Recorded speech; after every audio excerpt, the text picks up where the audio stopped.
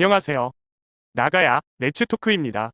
오늘은 가상자산 산업에 있어서 지금이 바로 제도화의 골든타임이라는 주제로 이야기해보겠습니다. 최근 국회와 금융당국 그리고 글로벌 흐름 속에서 가상자산 관련 정책들이 쏟아지고 있는데요.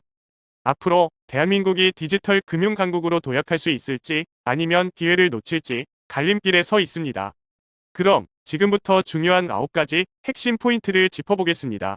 현재 토큰 증권 관련법이 국회에서 계류되어 있는 상태입니다. 토큰 증권은 자본시장의 혁신을 불러올 수 있는 핵심 수단인데요.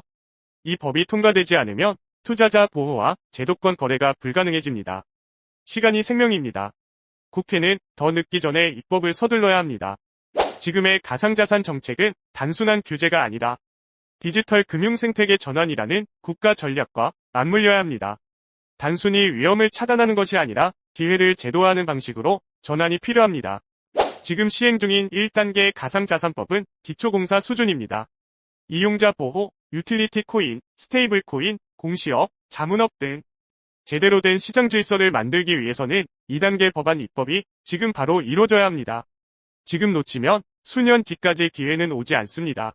스테이블 코인은 유틸리티 토큰과는 전혀 다른 성격을 가집니다.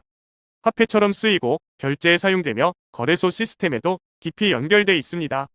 따라서 별도 법안으로 분리하여 빠르게 제도화하는 것이 시급합니다. 미국을 비롯한 주요국에서는 비트코인 현물 ETF가 속속 허용되고 있습니다. 우리나라 역시 자본시장법 개정을 통해 가상자산 ETF 발행이 가능해져야 글로벌 경쟁에서 뒤처지지 않을 수 있습니다.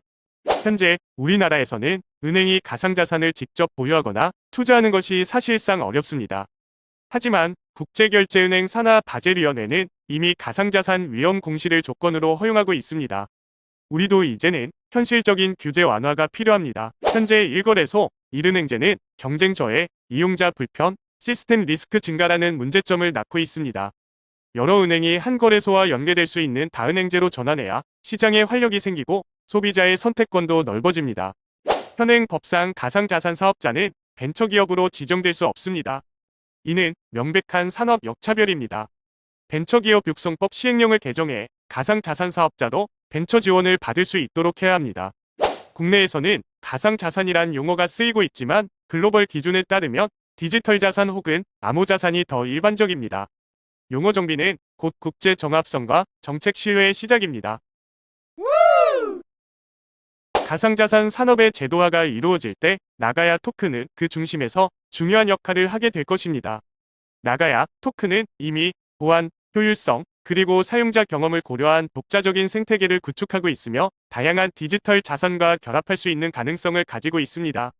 이제는 단순한 투자 수단을 넘어서 디지털 금융 시스템의 핵심 요소로 자리 잡을 준비가 되어 있습니다. 우리의 목표는 가상자산을 보다 안전하고 효율적인 방식으로 제도화하여 나가야 토큰이 글로벌 시장에서 인정받는 중요한 디지털 자산이 되는 것입니다. 지금 대한민국은 선택의 기로에 서 있습니다. 가상자산을 제도화하고 산업을 육성할 것인가 아니면 규제에 묶여 또 한 번 기회를 놓칠 것인가 이 9가지 정책 과제는 단순한 행정 조치가 아닙니다. 디지털 경제의 체질을 바꾸는 역사적인 골든타임입니다. 나가야 토큰은 그 중심에서 중요한 역할을 할 준비가 되어 있으며 지금이 바로 디지털 금융 강국으로 도약할 수 있는 기회입니다.